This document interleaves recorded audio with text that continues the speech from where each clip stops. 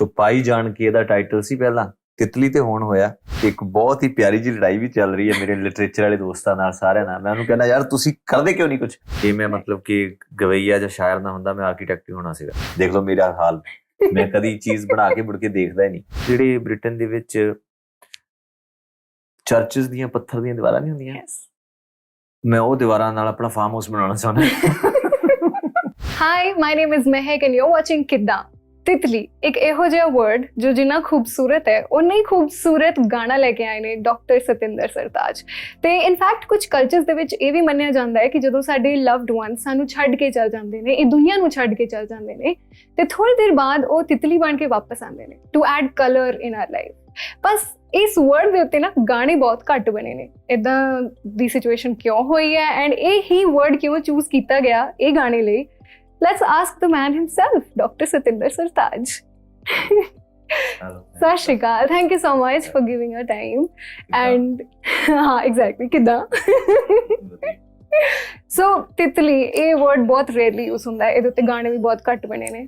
ਤੁਸੀਂ ਕਿਉਂ ਚੂਜ਼ ਕੀਤਾ ਇਹ word? ਕਿਉਂ ਤਾਂ ਨਹੀਂ ਕਹਿ ਸਕਦੇ। ਇਹ ਮੇਰੇ ਜ਼ਿਆਦਾਤਰ ਜਿੰਨੇ ਵੀ ਅਫਸਾਨੇ ਆ ਉਹ ਪਰਪਸਲੀ ਰਿਟਨ ਨਹੀਂ ਹੁੰਦੇ, ਔਰ ਸਬਕੌਂਸ਼ੀਅਸ ਚੋਂ ਹੀ, ਜਾਂ ਜਿਹਨੂੰ ਤੁਸੀਂ ਇਨ ਜਨਰਲ ਆਮਦ ਕਹਿੰਦੇ ਆ, ਸਬਲਿਮਿਨਲ ਸਟੇਟ ਆਫ ਬੀਇੰਗ ਕਹਿੰਦੇ ਆ, ਕੁਛ ਵੀ ਉਹਦਾ ਨਾਮ ਲੈ ਲਓ, ਉਹਦੇ ਚੋਂ ਹੁੰਦੇ ਆ। ਸੋ ਜਿਹੜੀ ਵੀ ਚੀਜ਼ ਮੈਟਾਫੋਰਿਕਲੀ ਤੁਹਾਡੇ 'ਚ ਇਨਸਰਟ ਹੋਈ ਹੋਣੀ ਆ, ਉਹੀ ਰਸ ਅਤੇ ਸ਼ਹਿਦ ਵਿੱਚ ਸ਼ਬਦ ਮਿਲਾ ਕੇ ਸੁੱਚੇ ਇਸ਼ਕੇ ਦੀ ਚਾਸ਼ਨੀ ਬਣ ਕੇ ਸਾਹਮਣੇ ਆਈ ਹੋਣੀ। ਸੋ ਹੋ ਸਕਦਾ ਕਿ ਕਿਉਂਕਿ ਮੇਰੀ ਜਿਹੜੀ ਬੈਕਗਰਾਉਂਡ ਆ ਉਹ ਬਹੁਤ ਹੀ ਗਰਾਊਂਡਡ ਆ, ਫਾਰਮਿੰਗ ਬੈਕਗਰਾਉਂਡ ਹੈ। ਸੋ ਉੱਥੇ ਇਹਨਾਂ ਚੀਜ਼ਾਂ ਬਹੁਤ ਰੋਜ਼ਾਨਾ ਦੀਆਂ ਚੀਜ਼ਾਂ ਹੈ। ਜਿੱਦਾਂ ਨਾ ਤੁਹਾਡੇ ਖੇਤਾਂ ਦੇ ਵਿੱਚ ਜਦੋਂ ਸਰੋਂ ਦੇ ਫੁੱਲ ਖਿੜਦੇ ਆ ਤੇ ਉਹ ਚੀਜ਼ਾਂ ਆਉਣੀਆਂ ਨੇ, ਮੋਤੀਆ ਚਮੇਲੀ ਬੇਲਾ ਕੇਤ ਕੀ ਤਰੇ ਤਾਰਾ ਮੇਰਾ ਸਰੋਂ ਫਲਾਈ ਕੇਸੂ ਕਚਨਾਰ ਸ਼ਰੀ ਅਮਲਦਾਸ। ਸੋ ਸਾਰੀਆਂ ਤੁਹਾਡੇ ਜ਼ਿਹਨ 'ਚ ਸੀਗੀਆਂ ਤਾਂ ਉਹ ਲਿਖੀਆਂ ਗਈਆਂ। ਸੋ ਇਸ ਤਰ੍ਹਾਂ ਤਿਤਲੀਆਂ ਵੀ ਜ਼ਾਹਿਰ ਜੀ ਗੱਲ ਹੈ। ਮੈਨੂੰ ਲੱਗਦਾ ਕਿ ਜਿੰਨੇ ਵੀ ਸਪੀਸ਼ੀਜ਼ ਨੇ ਪਲੈਨਟ ਅਰਥ ਦੇ, some of the most delegate species ਦੇ ਵਿੱਚੋਂ ਇਹ ਆਉਂਦਾ, ਜਿਹੜਾ ਕਿ ਬਟਰਫਲਾਈ ਬਿਊਟੀਫਾਈ ਆਪਣੇ ਆਪ 'ਚ ਹੈਗੀ ਆ। ਤੀਸਰੀ ਗੱਲ, ਜੇ ਤੁਸੀਂ ਉਹਦੇ ਰੰਗ ਦੇਖੋ ਤੇ ਉਹ ਰੰਗਰੇਜ਼ਾਨਾ ਵੀ ਚੀਜ਼ ਹੈਗੀ ਆ ਉਹਦੇ 'ਚ। ਤੇ ਜਿੱਦਾਂ ਚੌਥੀ ਤੁਸੀਂ ਗੱਲ ਕੀ ਹੈ ਕਿ ਉਹ ਤੁਹਾਡੇ ਕਿਸੇ ਮਹਿਬੂਬ ਦਾ ਪੈਗਾਮ ਬਣ ਕੇ ਵੀ ਵਾਪਸ ਆਉਂਦੇ ਆ। ਐਂਡ ਵੈਨ ਵੀ ਵਰ ਸ਼ੂਟਿੰਗ, ਮੈਨੂੰ ਸਨੀ ਦੱਸਦਾ ਸੀਗਾ ਕਿ ਇੱਕ ਬਟਰਫਲਾਈ ਇਫੈਕਟ ਵੀ ਹੁੰਦਾ ਹੈ। Yes, there's a movie on it. ਹੈਗੇ ਹੈ ਨਾ? ਹਾਂ, ਮੈਨੂੰ ਨਹੀਂ ਸੀ ਪਤਾ ਉਹ ਵੀ ਤੁਸੀਂ ਇੱਥੇ ਕੋਈ ਚੀਜ਼ ਕੀਤੀ, ਉਹ ਕਿਤੇ ਹੋਰ ਜਾ ਕੇ ਹਾਂਜੀ ਰਿਐਕਸ਼ਨ ਹੋਇਆ ਉਹਦਾ। ਸੋ yeah, these things happen. So ਜਿਵੇਂ writers Sahil Ludhianvi, Shiv Kumar Batalvi, they are non ਕਿ ਆਪਣੇ ਨੇਚਰ ਬਾਰੇ ਬਹੁਤ ਜ਼ਿਆਦਾ ਲਿਖਦੇ ਸੀ, ਕਿਉਂਕਿ ਉਹਨਾਂ ਦੀ ਰਾਈਟਿੰਗਸ ਦੇ ਵਿੱਚ ਉਹ ਪੇੜਾਂ ਦੇ ਬਾਰੇ ਗੱਲ ਕਰ ਰਹੇ ਆ, ਫੁੱਲਾਂ ਬਾਰੇ ਗੱਲ ਕਰ ਰਹੇ ਆ। ਸੋ ਮੈਨੂੰ ਲੱਗਦਾ ਕਿ ਇੱਕ ਆਰਟਿਸਟ, ਇੱਕ ਰਾਈਟਰ ਤੇ ਨੇਚਰ ਦਾ ਇੱਕ ਰਿਲੇਸ਼ਨਸ਼ਿਪ ਬਹੁਤ ਸਟਰੋਂਗ ਹੁੰਦਾ। ਸੋ ਤੁਸੀਂ ਆਪਣੇ ਐਕਸਪੀਰੀਅੰਸ ਦੇ ਨਾਲ ਜੇ ਇਸ ਕਨੈਕਸ਼ਨ ਬਾਰੇ ਦੱਸ ਸਕੋ। ਦੇਖੋ, ਕੁਦਰਤ ਇੱਕ ਇਹੋ ਜਿਹੀ ਚੀਜ਼ ਹੈ ਜਿਹੜੀ ਸਦੀਵੀ ਆ, ਤੇ ਜਿਹੜੀ ਚੀਜ਼ ਸਦੀਵੀ ਹੁੰਦੀ ਆ, ਜੇ ਤੁਸੀਂ ਉਹਦੇ ਬਾਰੇ ਲਿਖੋਗੇ ਉਹ ਆਪ ਵੀ ਸਦੀਵੀ ਹੋ ਜਾਏਗਾ। ਤੁਸੀਂ ਜਿਨ੍ਹਾਂ ਸ਼ਾਇਰਾਂ ਦੇ ਨਾਮ ਲੈਂਦੇ ਆ ਉਹ ਮਤਲਬ ਕਿ ਉਮਰਾਂ ਤੋਂ ਪਰੇ ਨੇ, ਉਹ ਕਿਸੇ ਡੈਕੇਡ ਜਾਂ ਕਿਸੇ ਸੈਂਚੁਰੀ 'ਚ ਨਹੀਂ ਬੱਝੇ। ਜਿਸ ਵੀ ਬੰਦੇ ਨੇ ਕੁਦਰਤ ਦੀ ਉਪਾਸਨਾ ਕੀਤੀ ਹੈ, ਸਰਾਹਨਾ ਕੀਤੀ ਹੈ, ਐਡਮਾਇਰ ਕੀਤਾ, ਉਹ ਕੁਦਰਤ ਵਰਗੇ ਹੀ ਹੋ ਗਏ। ਬਿਲਕੁਲ। ਪਰ ਜੇ ਤੁਸੀਂ ਕਹੋ ਕਿ ਤੁਸੀਂ ਜਾਣ ਕੇ ਕੁਦਰਤ ਦੇ ਬਾਰੇ ਲਿਖੋ, ਇਹ ਨਹੀਂ ਹੋ ਸਕਦਾ। ਉਹ ਤੁਹਾਡਾ ਬਹੁਤ ਹੀ ਇਨਰ ਇਨਸਟਿੰਕਟ ਚਾਹੀਦਾ, ਮਤਲਬ ਤੁਸੀਂ ਨੈਚੁਰਲ ਉੱਦਾਂ ਦੇ ਚਾਹੀਦਾ। ਜੇ ਤੁਸੀਂ ਫੜ ਕੇ ਕੁਛ ਕਰੋਗੇ ਨਾ ਤੇ ਫਿਰ ਉਹ ਪਤਾ ਲੱਗ ਜਾਏਗਾ ਤੇ ਅਸਰਦਾਰ ਨਹੀਂ ਹੋਏਗਾ। ਸੋ ਜਿੱਦਾਂ ਬਟਾਲਵੀ ਸਾਹਿਬ ਦੀ ਤੁਸੀਂ ਗੱਲ ਕੀਤੀ, ਉਹਨਾਂ ਦੀਆਂ ਜਿਹੜੀਆਂ ਤਸ਼ਬੀਹਾਂ ਨੇ, ਮੈਟਾਫਰ ਹੈ ਜਿਹੜਾ, ਸਿੰਬਲਿਜ਼ਮ ਹੈ ਜਿਹੜਾ ਉਹਨਾਂ ਦਾ, ਇੰਨਾ ਜ਼ਿਆਦਾ ਅਰਥਲੀ ਆ, ਇੰਨਾ ਜ਼ਿਆਦਾ ਕਲਚਰਡ ਆ, ਇੰਨਾ ਜ਼ਿਆਦਾ ਗਰਾਊਂਡਡ ਆ। ਇਸੇ ਕਰਕੇ ਉਹਨਾਂ ਦੀ ਜਿਹੜੀ ਫਲਾਈ ਆ ਉਹ ਉਨੀ ਹਾਈ ਆ। ਜੇ ਤੁਸੀਂ ਇੱਕ ਸੋਲਿਡ ਜ਼ਮੀਨ ਤੋਂ ਜੰਪ ਕਰੋਗੇ ਤਾਂ ਜ਼ਿਆਦਾ ਦੂਰ ਤੱਕ ਜੰਪ ਲੱਗਦਾ, ਜੇ ਤੁਸੀਂ ਇੱਕ ਮੱਡੀ ਜ਼ਮੀਨ ਤੋਂ ਕਰੋਗੇ ਤਾਂ ਨਹੀਂ ਲੱਗਦਾ। ਸੋ ਉਹਨਾਂ ਦੀ ਜ਼ਮੀਨ ਹੈ ਜਿਹੜੀ ਉਹ ਬਹੁਤ ਸੋਲਿਡ ਹੈ। ਸੋ ਇਸ ਕਰਕੇ ਇਹ ਬਹੁਤ ਖੁਸ਼ਕਿਸਮਤੀ ਦੀ ਗੱਲ ਹੁੰਦੀ ਆ ਜਿਹੜੇ ਲੋਕਾਂ ਸ਼ਾਇਰ ਹੋਣ, ਪਹਿਲੀ ਗੱਲ ਤਾਂ, ਦੂਸਰਾ ਉਹ ਕੁਦਰਤ ਦੇ ਸ਼ਾਇਰ ਹੋਣ। ਉਹ ਕਹਿੰਦੇ ਇੱਕ ਤਾਂ ਸੋਨੇ ਤੇ ਸੁਹਾਗਾ ਹੋ ਜਾਂਦਾ। ਬਿਲਕੁਲ। ਸੋ ਜੇਕਰ ਤੁਸੀਂ ਇੱਕ ਫੇਵਰਿਟ ਪਿਕ ਕਰਨਾ ਹੋਵੇ ਤੇ ਤੁਸੀਂ ਮੈਨੂੰ ਰੀਜ਼ਨ ਵੀ ਦੱਸਣਾ ਕਿ ਕਿਉਂ, ਤੁਸੀਂ ਕੀ ਪਿਕ ਕਰੋਗੇ? ਸਰਤਾਜ ਦਾ ਰਾਈਟਰ ਜਾਂ ਸਰਤਾਜ ਦਾ singer? Writer 100% writer why? I don't know, ਤੁਸੀਂ ਇਨਸਟਿੰਕਟਿਵ ਕਿਹਾ ਤੇ ਮੈਂ ਇਮੀਡੀਏਟਲੀ ਦੱਸਦਾ। ਮੈਂ ਮੇਰੇ ਲਈ ਜ਼ੁਬਾਨ ਜ਼ਿਆਦਾ ਅਹਿਮੀਅਤ ਰੱਖਦੀ ਹੈ ਸੰਗੀਤ ਨਾਲ। ਓਕੇ। ਕਿਉਂਕਿ ਚਲੋ ਮੈਂ ਵੈਸੇ ਐਗਜ਼ਾਮਪਲ ਪੁੱਛਦਾ ਤੁਹਾਡੇ ਤੋਂ ਹੀ। ਤੁਸੀਂ ਜਿਹੜੀ ਵੀ ਐਜੂਕੇਸ਼ਨ ਪੜ੍ਹੀ ਹੈ ਆਬਵੀਅਸਲੀ ਥੋੜਾ ਬਹੁਤ ਲਿਟਰੇਚਰ ਤਾਂ ਪੜ੍ਹਿਆ ਹੀ ਹੋਊਗਾ, ਹਿਸਟਰੀ ਵੀ ਪੜ੍ਹੀ ਹੋਊਗੀ। ਤੁਸੀਂ 11th ਸੈਂਚੁਰੀ ਤੋਂ ਹੁਣ ਤੱਕ ਜੇ ਤੁਹਾਨੂੰ ਮੈਂ ਪੁੱਛਾਂ ਤੁਹਾਨੂੰ ਕੌਣ ਯਾਦ ਹੈ ਕਿਸੇ ਦਾ ਨਾਮ? ਲਿਟਰੇਚਰ ਵਾਈਜ਼ ਐਨੀ ਆਰਟਿਸਟ? ਰਾਈਟਰਸ ਯਾ ਸੋ ਉਹਦਾ ਰੀਜ਼ਨ ਹੈ ਮਿਰਜ਼ਾ ਗਾਲਿਬ, ਸਾਰੇ ਉਹ ਨੇ। ਯਾ ਤੁਸੀਂ 11th ਸੈਂਚੁਰੀ ਤੋਂ ਸ਼ੁਰੂ ਹੋ ਜਾਓ, ਸ਼ੇਖ ਫਰੀਦ ਹੁਣਾਂ ਤੋਂ ਲੈ ਕੇ ਹੁਣ ਤੱਕ ਜਿਨ੍ਹਾਂ ਬੰਦੇ ਨਾਲ ਤੁਸੀਂ ਨਾਮ ਲਓਗੇ ਉਹ ਸਾਰੇ ਸ਼ਾਇਰ ਹੋਣਗੇ। ਕਰੈਕਟ। ਗਵਈਆ ਕੋਈ ਤੁਹਾਨੂੰ ਯਾਦ ਰਹਿਣਾ। ਇਹਦਾ ਰੀਜ਼ਨ ਨਹੀਂ ਮੈਨੂੰ ਪਤਾ, ਪਰ ਇੱਥੋਂ ਇਹ ਗੱਲ ਸਾਬਿਤ ਹੋ ਜਾਂਦੀ ਹੈ ਕਿ ਜਿਹੜੇ ਅਸ਼ਾਰ ਨੇ, ਜਿਹੜੀ ਮੌਸੀਕੀ ਆ, ਇਹ ਦੋਨੋਂ ਰਲ ਕੇ ਤੇ ਵੱਡੇ ਹੋ ਸਕਦੇ ਆ, ਪਰ ਜਦੋਂ ਤੁਸੀਂ ਆਪਸ ਵਿੱਚ ਉਹਨਾਂ ਨੂੰ ਕੰਬਾਈਨ ਕਰਦੇ ਆ ਤੇ ਉਹ ਚੀਜ਼ ਹਮੇਸ਼ਾ ਹੀ ਵੱਡੀ ਰਹਿੰਦੀ ਹੈ। ਕਿਉਂਕਿ ਗੀਤ ਪਹਿਲਾਂ ਲਿਖਿਆ ਜਾਂਦਾ, ਫਿਰ ਉਹਦੀ ਤਰਜ਼ ਬਣਦੀ, ਫਿਰ ਗਾਇਆ ਜਾਂਦਾ। ਸੋ ਉਹਦੀ ਪੈਦਾਇਸ਼ੀ ਜਿਹੜੀ ਹੱਕ ਆ ਉਹ ਉਹਦੀ ਸ਼ਾਇਰੀ ਨੂੰ ਜਾਂਦਾ। ਸੋ ਮੇਰੇ ਲਈ ਉਹਦੀ ਬਹੁਤ ਅਹਿਮੀਅਤ ਹੈ। ਬਾਕੀ ਕਿਉਂਕਿ ਮੈਂ ਗੁਰਮੁਖੀ ਦਾ ਬੇਟਾ, ਮੈਨੂੰ ਤੋੜਦੇ ਨੇ ਅੱਖਰ ਵਾਲੀ ਵੀ ਗੱਲ ਆ।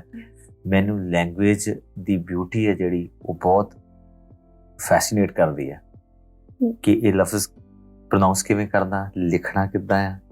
ਜੇਕਰ ਅਰੇਬੀਅਨ ਲੋਕਾਂ ਦੇ ਇਹ ਲਫ਼ਜ਼ ਸਾਡੇ ਕੋਲ ਆਏ ਤੇ ਸਾਨੂੰ ਇਸ ਤਰ੍ਹਾਂ ਹੀ ਬੋਲਣੇ ਚਾਹੀਦੇ ਆ, ਕਿਉਂਕਿ ਉਹਨਾਂ ਨੇ ਤਾਂ ਨੁਕਤਾ ਲਾਉਣਾ ਆ, ਉਹਨਾਂ ਨੇ ਤਾਂ ਕੌਮੀ ਕਹਿਣਾ ਹੀ ਕਹਿਣਾ। ਸੋ ਸਾਨੂੰ ਕਹਿਣਾ ਚਾਹੀਦਾ ਕਿ ਨਹੀਂ।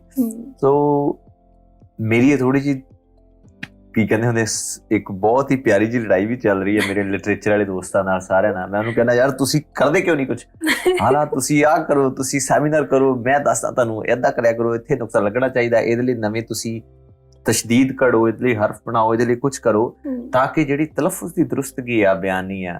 ਜ਼ਫਰਨਾਮਾ ਦੇ ਵਿੱਚ ਇਸੇ ਤਰ੍ਹਾਂ ਹੀ ਹੋਇਆ ਸੀਗਾ ਕਿ ਜਿਹੜੀ ਚੀਜ਼ ਪਰਜਨ ਐਕਸੈਂਟ ਦੇ ਨਾਲ ਬੋਲੀ ਜਾਣੀ ਚਾਹੀਦੀ ਹੈ ਪਰ ਲਿਖਣੀ ਗੁਰਮੁਖੀ 'ਚ ਹੈ ਨਾ।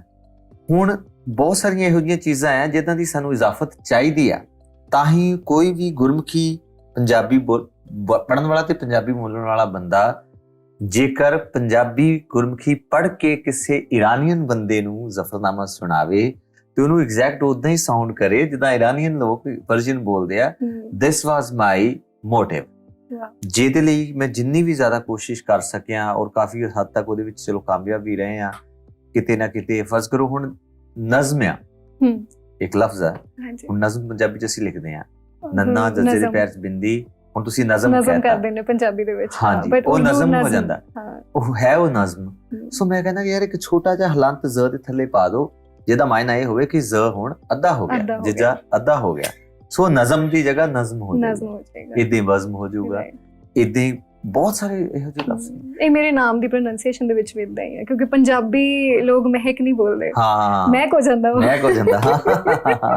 ਸੋ ਬਹੁਤ ਸਾਰੇ ਇਹੋ ਜਿਹੇ ਅੱਖਰ ਆ। ਸੋ ਹੋ ਸਕਦਾ ਕਿਸੇ ਨੂੰ ਇਹ ਚੀਜ਼ ਚੰਗੀ ਵੀ ਨਾ ਲੱਗਦੀ ਹੋਵੇ ਕਿ ਯਾਰ ਤੁਸੀਂ ਇਹ ਕਰਦੇ ਆ, ਪਰ ਮੇਰੀ ਉਹਨਾਂ ਨੂੰ ਇਹ ਤਾਕੀਦ ਆ ਕਿ ਜੇਕਰ ਅਸੀਂ ਇਸ ਤਰ੍ਹਾਂ ਕਰ ਲਾਂਗੇ ਨਾ ਤਤਸਮ ਤੇ ਤਤਭਵ ਦਾ ਜਿਹੜਾ ਇਸ਼ੂ ਆ, ਜਿਹੜਾ ਲਿੰਗੁਇਸਟਿਕਲੀ ਕਈ ਚੀਜ਼ਾਂ ਮਰਜ ਹੋ ਕੇ ਇਨਸਾਈਡ ਆ ਜਾਂਦੀਆਂ। ਮੇਰਾ ਇਹ ਹੈ ਕਿ ਯਾਰ ਜਿੱਥੋਂ ਚੀਜ਼ ਆਈ ਹੈ ਉਹਨੂੰ ਉਹਦੀ ਓਰੀਜਨਲ ਫਾਰਮ 'ਚ ਬੋਲੋ। ਬਿਲਕੁਲ। ਉਹ ਕਹਿੰਦੇ ਕਿ ਯਾਰ ਜਿੱਥੋਂ ਇਹ ਆਈ ਹੈ ਉੱਥੋਂ ਤਾਂ ਆ ਗਈ, ਪਰ ਜਿੱਥੇ ਇਹ ਰਹਿ ਰਹੀ ਹੈ ਇਹਨੂੰ ਇਦਾਂ ਦੇ ਤਰੀਕੇ ਨਾਲ ਹੀ ਕਹਿ ਦਿਓ। ਜਿੱਦਾਂ ਮੈਂ ਤੁਹਾਨੂੰ ਕਿਹਾ ਕਿ ਹੁਣ ਕੱਕੇ ਦੇ ਥੱਲੇ ਨੁਕਤੇ ਦਾ ਇੱਥੇ ਹੈ ਹੀ ਨਹੀਂ, ਕੁਛ ਕਰਦੇ ਹੀ ਨਹੀਂ ਹੈ। ਕਵਾਲੀ ਜੇਕਰ ਕਹਿਣਾ ਹੋਵੇ ਜਾਂ ਗਜ਼ਲ ਕਹਿਣਾ ਹੋਵੇ, ਗ ਦੇ ਥੱਲੇ ਬਹੁਤ ਰੇਅਰਲੀ ਹੈ ਤੁਸੀਂ ਉਹ ਲਾਉਂਦੇ ਹੋਗੇ। ਇਸੇ ਤਰ੍ਹਾਂ ਹਾਫ ਲਫ਼ਜ਼ ਹੈ ਜਿਹੜੇ, ਜਿੱਦਾਂ ਮੈਂ ਤੁਹਾਨੂੰ ਕਾਫੀ ਚੀਜ਼ਾਂ ਦੱਸ, ਮਸਤ ਹੁਣ ਜੇ ਪੰਜਾਬੀ ਤੁਸੀਂ ਉਹ ਮਸਤ ਆ ਹਨਾ, ਜੇਕਰ ਕੋਈ ਗੋਰਾ ਬੰਦਾ ਗੁਰਮੁਖੀ ਪੜ੍ਹਨ ਲੱਗ ਜੇ, ਉਹਨੇ 2 ਸਾਲ ਲਾ ਲਏ ਤੇ ਤੁਸੀਂ ਉਹਨੂੰ ਦੱਸਦਾ ਕਿ ਇਹ ਮਸਤ ਹੈ ਤੇ ਉਹਨੇ ਮਸਤ ਹੀ ਪੜ੍ਹਨਾ, ਉਹਨੇ ਮਸਤ ਨਹੀਂ ਕਹਿਣਾ, ਉਹਨੇ ਕਹਿਣਾ ਇਹ ਤਾਂ ਹਾਫ ਤਾਂ ਹੋਇਆ ਨਹੀਂ। ਸੋ ਇਹ ਛੋਟੀਆਂ ਛੋਟੀਆਂ ਚੀਜ਼ਾਂ ਕਰ ਲੈਣੀਆਂ ਚਾਹੀਦੀਆਂ। ਸੌਰੀ ਮੈਨੂੰ ਲੱਗਦਾ ਕਿਤੇ ਟੌਪਿਕ ਹੋਰ ਚਲੇ ਗਏ। ਨਹੀਂ ਵੈਰੀ ਇੰਟਰਸਟਿੰਗ, ਮੈਨੂੰ ਲਿੰਗੁਇਸਟਿਕਸ ਦਾ ਬਹੁਤ ਸ਼ੌਕ ਹੈ, that's why. So my next question is actually related to linguistic. ਅਸੀਂ ਜਦੋਂ ਵੀ ਕੋਈ ਨਜ਼ਮ ਪੜ੍ਹਦੇ ਹਾਂ ਜਾਂ ਕੋਈ ਗਜ਼ਲ ਪੜ੍ਹਦੇ ਹਾਂ ਤੇ ਉਹਦੇ ਵਿੱਚ ਮਕਤੇ ਦੇ ਵਿੱਚ ਤਖੱਲੁਸ ਆਉਂਦਾ ਹੈ, ਰਾਈਟ? ਬਟ ਇਸ ਗਾਣੇ ਦੇ ਵਿੱਚ ਇਹ ਸੈਕਿੰਡ ਲਾਸਟ ਦੇ ਵਿੱਚ ਹੈ। ਸੋ ਐਨੀ ਰੀਜ਼ਨ ਕਿ ਇਹ ਸ਼ਿਫਟਿੰਗ ਕਿੱਦਾਂ ਹੋਈ? ਸ਼ਿਫਟਿੰਗ ਇਹਨੇ ਸਨੀ ਨੇ ਕੀਤੀ ਹੈ ਵੀਡੀਓ ਦੇ ਲਈ, ਬਿਕੋਜ਼ ਉਹਦੀ ਸਟੋਰੀ ਉਦਾਂ ਡਿਵੈਲਪ ਹੁੰਦੀ ਸੀ, ਰਾਈਟ? ਓਕੇ। ਕਿ ਉਹਨੇ ਐਂਡਿੰਗ ਕਿਸੇ ਤਰੀਕੇ ਜਿੱਦਾਂ ਸੋਚੀ ਸੀ, ਫਿਰ ਉਹ ਮੈਨੇਜ ਨਹੀਂ ਸੀ ਹੋ ਰਿਹਾ ਕਿ ਅੱਛਾ ਕੋਈ ਦੋ ਕੈਰੈਕਟਰ ਜਿਹੜਾ ਕਿ ਉਹਦਾ ਪ੍ਰੋਟੈਗਨਿਸਟ, ਮੇਲ ਪ੍ਰੋਟੈਗਨਿਸਟ ਐਂਡ ਫੀਮੇਲ ਪ੍ਰੋਟੈਗਨਿਸਟ ਆਏ ਹੈ, ਉਹ ਕਿੱਦਾਂ ਆਵੇ, ਉਹਦੀ ਫਸਟ ਮੀਟਿੰਗ ਕਿੱਦਾਂ ਹੋਵੇ, ਫਿਰ ਉਹ ਵਾਪਸ ਕਿੱਦਾਂ ਆਵੇ, ਫਿਰ ਉਹ ਥਰਡ ਟਾਈਮ ਕਿੱਦਾਂ ਆਵੇ। ਉਸ ਚੀਜ਼ ਨੂੰ ਲਿਰਿਕਲੀ ਅਪਰੋਪਰੀਏਟ ਕਰਨ ਦੇ ਲਈ ਉਹਨਾਂ ਨੇ ਜਿਹੜਾ ਥਰਡ ਸਟੈਂਜਾ ਸੀ ਉਹਨੂੰ ਫਸਟ ਕਰ ਲਿਆ। ਤੇ ਮੈਨੂੰ ਪੁੱਛਿਆ ਨਾ, ਕਹਿੰਦਾ ਮੈਂ ਕਿਹਾ ਕੋਈ ਚੱਕਰ ਨਹੀਂ, ਜੋ ਮਰਜ਼ੀ ਕਰ ਲਓ। ਓਕੇ, ਕਿਉਂਕਿ ਰੂਲਸ ਦੇ ਹਿਸਾਬ ਨਾਲ, ਕਿਉਂਕਿ ਉਦਾਂ ਵੀ ਤੁਸੀਂ ਵੀ ਆਪਣੇ ਮਕਤੇ ਦੇ ਵਿੱਚ ਹੀ ਹਾਂਜੀ ਇਨ ਜਨਰਲ ਇਹ ਹੁੰਦਾ ਹੈ, ਫਾਰਮੇਸ਼ਨ ਬਣੀ ਹੋਈ ਆ ਕਿ ਜਦੋਂ ਵੀ ਕੋਈ ਗਜ਼ਲ ਤੁਸੀਂ ਕਹੀ ਜਾਂਦੀ ਆ ਉਹਦੇ ਮਕਤੇ ਦੇ ਵਿੱਚ ਜਦੋਂ ਆਊਗਾ ਤਖੱਲੁਸ ਆਊਗਾ, ਜ਼ਾਹਿਰ ਜੀ ਗੱਲ ਹੈ ਏਦਾਂ ਹੀ ਹੁੰਦਾ। ਪਰ ਕਈ ਵਾਰੀ ਜਿੱਦਾਂ ਕਈ ਗਾਣੇ ਹੁੰਦੇ ਆ ਕਿ ਸਰਤਾਜ ਕਿੱਸਾ ਜੋੜਦੇ ਪ੍ਰੀਤ ਦਾ, ਉਹ ਸ਼ੁਰੂ ਹੀ ਉੱਥੋਂ ਹੋਇਆ, ਪਰ ਉਹ ਹੈਗਾ ਅੰਤਰਾ ਹੀ ਸੀਗਾ, ਪਰ ਉਹ ਤੁਸੀਂ ਸ਼ੁਰੂ ਉੱਥੋਂ ਕਰ ਲਿਆ, ਉਹ ਲਾਸਟ ਅੰਤਰਾ ਹੀ ਸੀਗਾ ਇਹਦੇ ਚ। ਰਾਈਟ, ਸੋ ਤੁਸੀਂ ਵੀਡੀਓ ਦੀ ਗੱਲ ਕੀਤੀ ਹੈ, ਵੀਡੀਓ ਦੀ ਜੋ ਵੀ ਸਟੋਰੀ ਹੈ ਉਹਦਾ ਕ੍ਰੈਡਿਟ ਕਿਹਨੂੰ ਜਾਂਦਾ ਹੈ, ਕਨਸੈਪਟ? ਨਹੀਂ ਸਨੀ ਨੂੰ ਆਬਵੀਅਸਲੀ, ਜਿਹੜਾ ਵੀ ਉਹਨਾਂ ਨੇ ਡਾਇਰੈਕਟ ਕੀਤੀ ਹੈ। ਮੇਰੇ ਤਾਂ ਥੋੜੇ ਬਹੁਤ ਮੇਰੇ ਤੋਂ ਜੇ ਪੁੱਛ ਲੈਂਦੇ ਆ ਤੇ ਮੈਂ ਮਸ਼ਵਰਾ ਦੇ ਦਿੰਦਾ, ਐਡਵਾਈਸ ਵੀ ਨਹੀਂ ਦਿੰਦਾ, ਸੁਜੈਸ਼ਨ ਨਹੀਂ ਦਿੰਦਾ, ਜੇ ਉਹਨਾਂ ਨੂੰ ਚੰਗੀ ਲੱਗੇ ਰੱਖ ਲੈਂਦੇ ਆ ਐਡਵਾਈਸ, ਬਿਕੋਜ਼ ਮੈਂ ਬਹੁਤ ਰੇਅਰਲੀ ਦਖਲਅੰਦਾਜ਼ੀ ਕਰਦਾ ਹੀ ਨਹੀਂ ਵੈਸੇ ਤਾਂ। ਮੈਂ ਕਿਹਾ ਕਿ this is your work, this is your job, ਜਾਂ ਦਿਸ ਇਜ਼ ਯੂਅਰ ਪੈਸ਼ਨ, ਤੁਸੀਂ ਜਿੱਦਾਂ ਇਹਨੂੰ ਸੋਚਦੇ ਆ ਕਰ ਲਓ। ਜੇ ਤੁਸੀਂ ਮੈਨੂੰ ਪੁੱਛਣਾ ਚਾਹੁੰਦੇ ਆ, ਮੈਂ ਤੁਹਾਨੂੰ ਕੁਛ ਨਾ ਕੁਛ ਜੋ ਮੈਂ ਸੋਚਦਾ ਉਹ ਦੱਸ ਸਕਦਾ।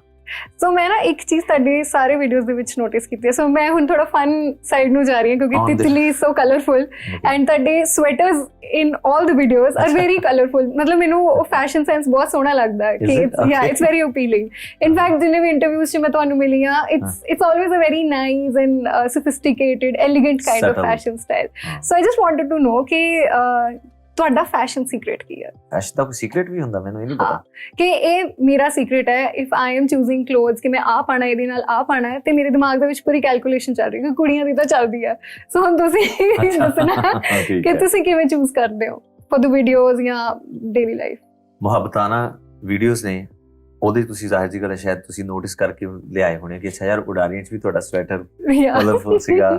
ਹੋਰ ਕਿੱਥੇ ਹੈ ਇਸ ਗਾਣੇ ਦੇ ਵਿੱਚ? ਕਿਉਂਕਿ ਤੁਹਾਡਾ ਪੂਰਾ colour scheme is very orange and very earthy tones, ਕਿਉਂਕਿ ਲੀਵਸ ਵੀ ਉਦਾਂ ਦੇ ਹੀ ਹੈ, even the girl is wearing similar tone. ਤੇ ਮੈਨੂੰ ਬਹੁਤ ਸੋਹਣਾ ਲੱਗਿਆ, ਮਤਲਬ ਐਸਥੈਟਿਕ, ਜਿਵੇਂ ਮੈਂ ਤੁਹਾਡੇ ਘਰ ਨੂੰ ਦੇਖ ਕੇ ਕਹਿਤਾ ਸੀ ਕਿ ਐਸਥੈਟਿਕ ਹੈ। ਸੋ ਇਹ ਮੈਂ ਤੁਹਾਨੂੰ ਦੱਸਦਾ, ਉਸ ਦਿਨ ਸ਼ਾਮ ਸੀਗੀ, ਸਾਡਾ ਰਾਇਲ ਐਲਬਰਟ ਹਾਲ ਲੰਡਨ ਕਨਸਰਟ ਹੋ ਗਿਆ ਸੀ, ਮੈਂ ਲੰਡਨ ਹੀ ਸੀਗਾ, ਸਨੀ ਆਬਵੀਅਸਲੀ ਲੰਡਨ ਰਹਿੰਦਾ, ਰਮੀਤ ਸਕਾਟਲੈਂਡ ਤੋਂ ਆ, ਜਿਹੜੀ ਕੁੜੀ ਆ ਮਿਸ ਸਕਾਟਲੈਂਡ ਸੀ ਉਹ, ਤੇ ਅਸੀਂ ਉੱਥੇ ਰਹਿੰਦੇ ਸੀ। ਤੇ ਵੈਸੇ ਕੋਸਟਿਊਮ ਦੀ ਗੱਲ ਹੋ ਰਹੀ ਸੀ, ਸਾਡੇ ਇੱਕ ਦੋਸਤ ਹੈ ਪੀਟਰ ਵਿਰਦੀ, ਉਹ ਸੈਂਟਰਲ ਲੰਡਨ ਨਹੀਂ ਰਹਿੰਦੇ ਆ, ਉਹਨਾਂ ਨੇ ਇੱਕ ਬਹੁਤ ਹੀ 올ਡ ਬ੍ਰਿਟਿਸ਼ ਬ੍ਰਾਂਡ ਬਾਏ ਕੀਤਾ ਹੋਇਆ ਤੇ ਕਿਸੇ ਨੂੰ ਨਹੀਂ ਪਤਾ ਹੋ। ਤੇ ਮੈਨੂੰ ਕਹਿੰਦੇ ਜਿੱਦਾਂ ਚਲੋ ਆਪਾਂ ਚੱਲਦੇ ਹਾਂ, ਦੇਖਦੇ ਹਾਂ ਕੁਛ। ਮੈਂ ਕਿਹਾ ਠੀਕ ਆ। ਅੱਛਾ ਜੀ, ਘੁੰਮਦੇ ਘੁਮਾਉਂਦੇ ਉਹ ਸਾਨੂੰ ਸੈਂਟਰਲ ਲੰਡਨ 'ਚ ਨਾ ਇੱਕ ਨਿਊ ਐਂਡ ਲਿੰਗਵੁੱਡ 18th ਸੈਂਚੁਰੀ ਦਾ ਕੋਈ ਬ੍ਰਾਂਡ ਹੈ ਇਹ, ਤੇ ਉੱਥੇ ਲੈ ਗਏ। ਤੇ ਮੈਂ ਅੰਦਰ ਜਾ ਕੇ ਜੀ ਕਰ ਕੇ ਉਹ ਜਿਹੜਾ ਸਵੈਟਰ ਆ, ਜਿਹੜੀ ਉਹ ਪੈਂਟ ਆ, ਤੇ ਸ਼ੂਜ਼ ਨੇ, ਉਹ ਤਿੰਨੋਂ ਉਸ ਬ੍ਰਾਂਡ ਦੇ ਨੇ। ਉਹ ਇੱਕ ਸ਼ਾਪ 'ਚੋਂ ਮੈਂ ਜਾ ਕੇ, ਹੁਣ ਚਲੋ ਇਹ ਸੈਂਸ ਤੁਹਾਡੀ ਹੈ ਕਿ ਤੁਸੀਂ ਕਿਹੜੇ ਸਵੈਟਰ ਨੂੰ ਕਿਹੜੀ ਪੈਂਟ ਕਲਰ ਦੇ ਨਾਲ ਤੇ ਕਿਹੜੇ ਸ਼ੂਜ਼ ਨਾਲ ਮੈਚ ਕਰ ਲਿਆ। ਉਸ ਤੋਂ ਬਾਅਦ ਟਰਬਨ ਤਾਂ ਆਬਵੀਅਸਲੀ ਤੁਹਾਡੀ ਆਪਣੀ ਆ, ਤੁਸੀਂ ਜਿਨ ਟੂਰ ਤੇ ਜੋ ਕੁਝ ਲੈ ਕੇ ਗਏ ਉਹਦੇ 'ਚੋਂ ਹੀ ਮੈਨੇਜ ਕਰਨਾ। ਇਹ ਕਰਤਾ ਹੈ ਨਹੀਂ ਕਿ ਅੱਛਾ ਤੁਹਾਡੇ ਕੋਲ 500 ਪੱਗਾਂ ਪਈਆਂ ਨੇ, ਚੂਜ਼ ਕਰ ਲਾਂਗੇ। ਐਨੀਹੋ it came out very well. So ਬਾਅਦ ਚੋਂ ਕਹਿੰਦੇ ਕਿ ਅੱਛਾ ਯਾਰ ਇਹ we own this। ਮੈਂ ਕਿਹਾ ਯਾਰ ਭਾਈ ਕਮਾਲ ਹੈ ਨਾ, ਇੰਨਾ ਸੋਫਿਸਟੀਕੇਟਡ, ਇੰਨਾ ਬ੍ਰਿਟਿਸ਼, ਇੰਨਾ ਬਹੁਤ ਵਿੰਟੇਜ ਹੈ ਨਾ। ਸੋ ਆਈ ਥਿੰਕ ਉਹਦੇ ਨਾਲ ਉਹ ਮੈਨੇਜ ਹੋ ਗਿਆ। ਦੂਸਰਾ ਤਾਂ ਮੈਂ ਤੁਹਾਨੂੰ ਜੈਨੂਇਨਲੀ ਦੱਸਾਂ, ਜਿਹੜਾ ਉਹਦੇ 'ਚ ਕਾਸਟਿਊਮ ਹੈ ਨਾ, ਅਦਰ ਵਨ ਦੀ ਰੈਡ ਟਰਬਨ ਹੈ ਨਾ, ਜਿਹਦੇ ਵਿੱਚ ਤੁਸੀਂ ਜੈਕਟ ਹੈ ਜਿਹਦੇ 'ਚ, ਉਹ ਤਾਂ ਅਸੀਂ ਸਵੇਰੇ, ਅਸੀਂ ਲੰਡਨ ਸੀ, ਉੱਥੋਂ ਅਸੀਂ ਸਟੇਟਸ ਆਈ ਥਿੰਕ ਜਾਣਾ ਸੀਗਾ, ਉਸ ਉੱਥੇ ਯੂਨਾਈਟਿਡ ਸਟੇਟਸ ਦੀ ਐਮਬੈਸੀ ਆ ਲੰਡਨ। ਸਵੇਰੇ ਸਾਡੀ ਉੱਥੇ ਅਪਾਇੰਟਮੈਂਟ ਸੀ, ਮੈਂ ਉੱਥੇ ਉੱਦਾਂ ਹੀ ਗਿਆ ਹੋਇਆ ਸੀ, ਉੱਥੋਂ ਸਿੱਧਾ ਹੀ ਆ ਕੇ ਉਹ ਦਾ ਜਾਣੀ ਕਿ ਉਹਦੇ 'ਚ 2 ਹੀ ਕਾਸਟਿਊਮ ਆਈ ਥਿੰਕ, ਇੱਕ ਹੋਰ ਹੈਗਾ ਸ਼ਾਇਦ। ਹਾਂ ਦੇਖ ਲਓ ਮੇਰਾ ਹਾਲ, ਮੈਂ ਕਦੀ ਚੀਜ਼ ਬਣਾ ਕੇ ਮੁੜ ਕੇ ਦੇਖਦਾ ਹੀ ਨਹੀਂ, ਮੈਨੂੰ ਤਾਂ ਚੇਤਾ ਨਹੀਂ ਹੁੰਦਾ ਦੁਕਾਨ ਆਇਆ। ਯੈਸ, 3 ਕਾਸਟਿਊਮ ਕ੍ਰੀਏਟਿਵ ਲੁੱਕ ਇਦਾਂ ਵੀ ਹੁੰਦੇ ਆ। ਸੋ ਤੀਸਰੇ ਵਾਲਾ ਵੀ ਬਸ ਮੈਨੇਜ ਕੀਤਾ ਹੋਇਆ, but you liked it, thank you very much. I absolutely loved it. ਹੁਣ ਤੁਸੀਂ ਵਿੰਟੇਜ ਬਾਰੇ ਗੱਲ ਕੀਤੀ ਹੈ, 18th ਸੈਂਚੁਰੀ, ਸੋ ਪਾਸਟ ਬਾਰੇ ਮੈਂ ਤੁਹਾਨੂੰ ਕਿਹਾ ਵੀ ਸੀ ਕਿ ਇੱਕ ਮੇਰੇ ਕੋਲ ਸਵਾਲ ਵੀ ਹੈ ਕਿ ਜੇਕਰ ਤੁਸੀਂ ਟਾਈਮ ਮਸ਼ੀਨ ਦੇ ਵਿੱਚ ਬਹਿ ਕੇ ਪਾਸਟ ਦੇ ਵਿੱਚ ਚੱਲ ਗਏ ਹੋ, ਹੁਣ ਤੁਸੀਂ ਇੱਕ ਯੂ ਹੈਵ ਐਨ ਆਪਸ਼ਨ ਕਿ ਤੁਸੀਂ ਇੱਕ ਸੈਲੀਬ੍ਰਿਟੀ ਨੂੰ ਮਿਲ ਸਕਦੇ ਹੋ, ਪਾਸਟ ਦੇ ਵਿੱਚ ਜੋ ਹੁਣ ਨਹੀਂ ਆ ਸਾਡੇ ਨਾਲ ਬਟ Okay. ਉਹ ਸੀਗੇ ਇੱਕ ਟਾਈਮ ਤੇ, ਉਹ ਕੌਣ ਹੋਣਗੇ ਜਿਨ੍ਹਾਂ ਨਾਲ ਤੁਹਾਨੂੰ ਟਾਈਮ ਸਪੈਂਡ ਕਰਨ ਦਾ ਜੀ ਕਰੂਗਾ ਐਂਡ ਤੁਸੀਂ ਕੀ ਕਰੋਗੇ ਇਨ ਦੈਟ ਟਾਈਮ? ਇਹ ਤੇ ਬਹੁਤ ਜ਼ਿਆਦਾ ਆਪਸ਼ਨਸ ਆ ਗਈਆਂ, ਮੈਨੂੰ ਤਾਂ ਲੱਗਦਾ ਨਾ ਓਵਰਵੈਲਮਡ ਹੋ ਗਿਆ। ਪਰ ਇੱਕ ਹੀ ਹੈ, ਇੱਕ ਹੀ ਹੈ। ਮੇਰੇ ਕੋਲ ਆਨਸਰ ਸੀਗਾ ਤੁਹਾਡਾ ਆਲਰੇਡੀ। ਦੱਸੋ। ਨਹੀਂ, ਨਹੀਂ ਪਹਿਲਾਂ ਦੱਸ ਦੋ, ਫਿਰ ਮੈਂ ਦੱਸਦਾ ਕਿ ਇਹ ਹੈਗਾ ਕਿ ਨਹੀਂ। ਮੈਂ ਨੁਸਰਤ ਸਾਹਿਬ ਲੱਗੇ ਸੀ। ਨੁਸਰਤ ਸਾਹਿਬ, ਓਕੇ ਪਾਸਟ ਚ ਪਤਾ ਕੀ ਹੈ, ਨੁਸਰਤ ਸਾਹਿਬ ਤੇ ਉਹਨਾਂ ਨੂੰ ਮੈਂ ਪਾਸਟ ਸਮਝਦਾ ਨਹੀਂ, ਉਹ ਤੇ ਹੁਣੇ ਕੰਟੈਂਪਰੇਰੀ ਸੀਗੇ, ਉਹਨਾਂ ਨੂੰ ਤਾਂ ਨਾ ਤੁਸੀਂ ਮਤਲਬ ਕਿ ਤੁਹਾਡੇ ਹੁੰਦਿਆਂ ਹੀ ਉਹ ਹੋਏ ਆ, ਸੋ ਇਸ ਕਰਕੇ ਉਹ ਜ਼ਿਹਨ ਚ ਨਹੀਂ ਤੁਹਾਡੇ ਆਉਂਦੇ ਆਬਵੀਅਸਲੀ। ਪਰ ਇਹ ਤਾਂ ਬਹੁਤ ਪ੍ਰੋਫਾਊਂਡ ਕੀ ਕਹਿੰਦੇ ਹੁੰਦੇ ਆ ਡਿਜ਼ਾਇਰ ਆ, ਹੋ ਸਕਦੀ ਹੈ। ਪਰ ਇਸ ਤੋਂ ਇਲਾਵਾ ਜੇ ਮੈਂ ਥੋੜਾ ਜਿਹਾ ਹੋਰ ਪਿੱਛੇ ਜਾਵਾਂ, ਮੈਨੂੰ ਲੱਗਦਾ ਜਦੋਂ ਇਹ ਤਾਜ ਮਹਿਲ ਬਣਦਾ ਹੋਣਾ ਨਾ, ਉਦੋਂ ਮੈਂ ਉੱਥੇ ਆਲੇ ਦੁਆਲੇ ਉਹਨਾਂ ਨੂੰ ਜਿਹੜੇ ਵਰਕਰ ਸੀਗੇ ਨਾ, ਉਹਨਾਂ ਨੂੰ ਪੁੱਛਾ ਯਾਰ ਅੱਛਾ ਇਹ ਨੀਲਮ ਕਹਾਂ ਸੇ ਆਏ ਹੋ, ਕਿਆ ਹੈ, ਕਹਾਂ ਸੇ ਪੱਥਰ ਕਹਾਂ ਸੇ ਆ ਰਿਹਾ ਹੈ, ਇਹ ਹੋਇਆ। ਹਾਂ, ਤੇ ਉਹ ਜਿਹੜਾ ਆਇਤਾ ਲਿਖਦਾ ਸੀ ਉਹਨੂੰ ਵੀ ਕਿ ਕਿੱਥੋਂ ਆਈਡੀਆ ਕਿੱਥੋਂ ਆਇਆ। ਠੀਕ ਹੈ, ਫਿਰ ਇਹ ਕੁਐਸਚਨ ਮੇਰੇ ਵੱਲੋਂ ਪੁੱਛਿਆ ਹੈ। ਠੀਕ ਹੈ। ਅੱਛਾ, ਹੁਣ ਇੱਕ ਹੋਰ ਕੁਐਸਚਨ, ਇਹ ਮੈਂ ਤੁਹਾਡੇ ਕੋਲੋਂ ਪਹਿਲਾਂ ਵੀ ਪੁੱਛਿਆ ਹੋਇਆ ਬਟ ਮੈਨੂੰ ਲੱਗਦਾ ਟਾਈਮ ਦੇ ਨਾਲ ਸਾਰਾ ਕੁਝ ਚੇਂਜ ਹੁੰਦਾ, ਸੋ ਇਹੋ ਜਿਹੀਆਂ 3 ਚੀਜ਼ਾਂ ਤੁਹਾਡੇ ਬਾਰੇ ਜੋ ਗੂਗਲ ਵੀ ਆਨਸਰ ਨਹੀਂ ਕਰ ਸਕਦਾ। ਉਹ ਤਾਂ ਬਹੁਤ ਨੇ, 3 ਕੀ 1000 ਹੋਣੀ। ਇੱਕ ਤਾਂ ਗੂਗਲ ਨੂੰ ਇਹ ਨਹੀਂ ਪਤਾ ਕਿ ਮੈਨੂੰ ਆਹ ਜਿਹੜੀ ਤੁਸੀਂ ਗੱਲ ਕੀਤੀ ਆ ਘਰ ਦੇ ਵਿੱਚ ਰੈਨੋਵੇਸ਼ਨ ਕਰਨ ਦਾ, ਰੰਗ ਚੇਂਜ ਕਰਨ ਦਾ ਬਹੁਤ ਸ਼ੌਕ ਆ। ਜੇ ਮੈਂ ਮਤਲਬ ਕਿ ਗਵਈਆ ਜਾਂ ਸ਼ਾਇਰ ਨਾ ਹੁੰਦਾ, ਮੈਂ ਆਰਕੀਟੈਕਟ ਹੀ ਹੋਣਾ ਸੀਗਾ। ਵਾਓ, 100%। ਪਹਿਲੀ ਗੱਲ ਇਹ। ਦੂਸਰਾ ਕਿ ਮੇਰੀ 100% ਕੋਸ਼ਿਸ਼ ਹੁੰਦੀ ਹੈ ਜੇ ਕੋਈ ਮੇਰੇ ਕੋਲ ਬੰਦਾ ਖੜਾ ਵੀ ਹੋਵੇ, ਇਸ ਤੋਂ ਪਹਿਲਾਂ ਕਿ ਉਹ ਮੇਰਾ ਕੰਮ ਕਰੇ, ਮੈਂ ਆਪ ਹੀ ਸ਼ੁਰੂ ਕਰ ਦਿੰਦਾ ਕਿ ਇਹ ਨਾ ਕਰੇ, ਮੈਂ ਹੀ ਕਰਨਾ। ਮਤਲਬ ਮੇਰਾ ਇਦਾਂ ਨਹੀਂ ਹੈਗਾ ਕਿ ਮੈਂ ਸ਼ੋਅ ਕਰਨਾ ਚਾਹੁੰਦਾ, ਮੇਰਾ ਦਿਲ ਕਰਦਾ ਕਿ ਮੈਂ ਆਪਣਾ ਹਰ ਕੰਮ ਆਪ ਹੀ ਕਰਾਂ। ਮਤਲਬ ਚਾਹੇ ਉਹ ਸਫਾਈ ਆ, ਚਾਹੇ ਉਹ ਆਇਰਨਿੰਗ ਆ, ਚਾਹੇ ਆਪਣੀ ਚਾਹ ਬਣਾਉਣੀ ਆ ਜਾਂ ਵਟਐਵਰ। ਸੋ ਆਈ ਥਿੰਕ ਇਹ ਵੀ ਵੈਰੀ ਪ੍ਰੋਐਕਟਿਵ। ਅੱਛਾ, ਹੁਣ ਕਿਉਂਕਿ ਤੁਸੀਂ ਚੂਜ਼ ਕੀਤਾ ਸੀ ਕਿ ਤੁਸੀਂ ਰਾਈਟਰ ਨੂੰ ਚੂਜ਼ ਕਰੋਗੇ ਓਵਰ ਦ ਸਿੰਗਰ ਸਰਤਾਜ, ਸੋ ਇੱਕ ਇਹੋ ਜਿਹੀ ਪੋਇਮ ਜਾਂ ਇਹੋ ਜਿਹੀ ਕੋਈ ਰਾਈਟਿੰਗ, ਕੋਈ ਨਜ਼ਮ ਜਿਹੜੀ ਤੁਸੀਂ ਲਿਖੀ ਹੋਵੇ ਤੇ ਉਹ ਤੁਸੀਂ ਹਾਲੇ ਤੱਕ ਕਿਸੇ ਦੇ ਨਾਲ ਵੀ ਸ਼ੇਅਰ ਨਹੀਂ ਕੀਤੀ, ਜੇ ਕਰੋ ਤੁਸੀਂ, ਪਰ ਉਹ ਕਿਸੇ ਲਈ ਲਿਖੀ ਸੀ, ਸ਼ੇਅਰ ਉਹਦੇ ਨਾਲ ਵੀ ਨਹੀਂ ਹੋਈ ਤੇ ਦੁਨੀਆ ਨਾਲ ਵੀ ਨਹੀਂ ਹੋਈ। ਵੈਸੇ ਤਾਂ ਪੁਰਾਣੇ ਗਾਣੇ ਤਾਂ ਸਾਰੇ ਅਸੀਂ ਸਟੇਜਸ ਤੇ ਗਾ ਲਏ ਆ। ਹੁਣ ਰੀਸੈਂਟਲੀ ਲੋਕਡਾਊਨ ਦੇ ਵਿੱਚ ਮੈਂ ਆਲਮੋਸਟ 250 ਗਾਣਾ ਲਿਖਿਆ ਹੋਇਆ। ਐਗਜ਼ੈਕਟਲੀ, ਮੈਂ ਇਹਦੇ ਬਾਰੇ ਵੀ ਪੁੱਛਣਾ ਹੈ। ਹਾਂ, ਤੇ ਉਹ ਹੁਣ ਮੇਰੀ ਇਹੀ ਕੋਸ਼ਿਸ਼ ਹੁੰਦੀ ਆ, ਅਸੀਂ ਦੇਖ ਲਓ ਅਕਤੂਬਰ 2021 ਤੋਂ ਸਾਡਾ ਰੀਜੂਵਨੇਸ਼ਨ ਟੂਰ ਸ਼ੁਰੂ ਹੋਇਆ ਸੀ ਯੂਨਾਈਟਿਡ ਸਟੇਟਸ ਆਫ ਅਮਰੀਕਾ ਤੋਂ। ਹਾਂਜੀ, ਉਹ ਚੱਲਦਾ Canada, UK, Europe, Australia, New Zealand, ਆ ਪਰਸੋਂ ਦੁਬਈ ਖਤਮ ਹੋਇਆ ਕੇ। ਤੇ on every single concert ਜਿੰਨੇ ਵੀ ਮੈਂ ਪਲੈਨਟ ਅਰਥ ਤੇ ਆਲੇ ਦੁਆਲੇ ਕੀਤੇ ਆ, ਹਰ ਸ਼ੋਅ ਦਾ ਪਹਿਲਾ ਗੀਤ ਅਨਰਿਕਾਰਡਡ, ਅਨਸੰਗ, ਅਨਰਿਲੀਜ਼ਡ ਹੁੰਦਾ ਸੀ। ਮੈਂ ਚੰਡੀਗੜ੍ਹ ਵਾਲਾ ਅਟੈਂਡ ਕੀਤਾ ਸੀ। ਤੁਸੀਂ ਕੀਤਾ ਸੀ? ਉਹ ਪਤਾ ਲੱਗ ਗਿਆ ਤੁਹਾਨੂੰ, ਦੇਖ ਲਓ। ਸੋ ਜ਼ਿਆਦਾਤਰ ਉਹ ਸਾਰੇ ਗਾਣੇ ਮੈਂ ਤਕਰੀਬਨ ਮਤਲਬ ਹਾਲੇ ਵੀ ਰਹਿੰਦੇ ਆ, ਮਤਲਬ ਕਈਆਂ ਦੀ ਹੋ ਸਕਦਾ ਕੰਪੋਜੀਸ਼ਨ ਨਾ ਬਣੀ ਹੋਵੇ ਜਾਂ ਕੁਝ ਹੋਵੇ, ਪਰ ਜੇ ਤੁਸੀਂ ਕਿਹਾ ਤੇ ਏਦਾਂ ਵੀ ਬਹੁਤ ਹੋਣੇ ਆ ਜਿਹੜੇ ਹਾਲੇ ਨਹੀਂ ਹੋਏ, ਹਾਲੇ ਤੱਕ ਕਿਸੇ ਨਾਲ ਵੀ ਸ਼ੇਅਰ ਨਹੀਂ ਹੋਏ। ਕਈ ਹੋਏ ਤਾਂ ਉਹ ਵੀ ਲੱਭ ਲੈਂਦੇ ਆ ਆਪਾਂ, ਕਿਹੜਾ ਕਿਤੇ ਜਾਣਾ ਲੈਣ। ਮੈਂ ਟਰਾਈ ਕਰ ਲੈਣਾ, ਉਹ ਮੈਨੂੰ ਚੰਗਾ ਲੱਗਦਾ। ਵੈਸੇ ਉਹਦੀ ਕੰਪੋਜੀਸ਼ਨ ਵਾਕਈ ਨਹੀਂ ਬਣੀ ਹੋਈ, ਹੁਣ ਮੈਨੂੰ ਯਾਦ ਆ ਗਿਆ, ਬਣਾ ਲਾਂਗੇ। ਹਾਂ, ਦੇਖੋ ਇਹ ਸਾਰੇ ਗਾਣੇ ਹੀ ਨੇ ਜੀ। ਹਾਂ, ਇਹ ਆ ਉਹ, ਦਿਸ ਵਾਸ ਰਿਟਨ ਔਨ ਜੁਲਾਈ 27, 2021, ਨਜ਼ਮ ਦਾ ਜਿਹੜਾ ਮੇਰਾ ਸਟੂਡੀਓ ਹੈ, 5:34 PM। ਕਿ ਬਨਿਸਬਤ ਇਸ ਦੇ ਕਿ ਮੈਂ ਤੁਹਾਨੂੰ ਬੋਲ ਕੇ ਦੱਸਾਂ, ਜੇ ਆਪੇ ਪੜ੍ਹ ਲਵੋ ਨਜ਼ਰਾਂ ਤਾਂ ਇਹ ਅਹਿਸਾਨ ਹੋਵੇਗਾ। ਤੁਸੀਂ ਜੋ ਕਹਿ ਦਿਓਗੇ ਠੀਕ ਹੈ, ਮਨਜ਼ੂਰ ਹੈ ਸਾਨੂੰ, ਤੁਹਾਡਾ ਆਖਿਆ ਹਰ ਲਫ਼ਜ਼ ਹੀ ਫਰਮਾਨ ਹੋ। Wow wow, that was beautiful। ਮੈਨੂੰ ਯਾਦ ਆ ਗਿਆ ਕਿ ਪਿਛਲਾ ਇੱਕ ਇੰਟਰਵਿਊ ਕੀਤਾ ਸੀ ਮੈਂ ਤੁਹਾਡੇ ਨਾਲ, ਜਦੋਂ ਇੱਕ ਰਿਲੀਜ਼ ਹੋਣ ਵਾਲੀ ਸੀ, ਉਹਦੇ ਵਿੱਚ ਤੁਸੀਂ ਇਦਾਂ ਦਾ ਕੁਝ ਸ਼ੇਅਰ ਕੀਤਾ ਸੀ ਜੋ ਕਿਤੇ ਨਹੀਂ ਤੁਸੀਂ ਸ਼ੇਅਰ ਕੀਤਾ ਸੀ, ਲਾਈਕ ਐਕਸਕਲੂਸਿਵਲੀ। ਅੱਛਾ, ਹੁਣ ਕਿਉਂਕਿ ਅਸੀਂ ਇੰਟਰਵਿਊ ਕਲੋਜ਼ ਕਰਨਾ, ਸੋ ਉਸ ਤੋਂ ਪਹਿਲਾਂ ਮੈਂ ਇੱਕ ਫਨ ਸਵਾਲ ਤੇ ਇੱਕ ਵੈਰੀ ਇੰਪੋਰਟੈਂਟ ਸਵਾਲ ਪੁੱਛਦੀ ਹਾਂ। ਸੋ ਫਨ ਸਵਾਲ ਇਹ ਹੈ ਕਿ ਤੁਹਾਡੇ ਕੋਲ ਆਪਸ਼ਨਸ ਨੇ। ਉਹ ਇੰਪੋਰਟੈਂਟ ਨਹੀਂ ਹੈ ਤੇ ਜਿਹੜਾ ਇੰਪੋਰਟੈਂਟ ਹੈ ਉਹ ਫਨ ਨਹੀਂ ਹੈ। ਨਹੀਂ, they are both important, but I think important is also important। ਠੀਕ ਹੈ।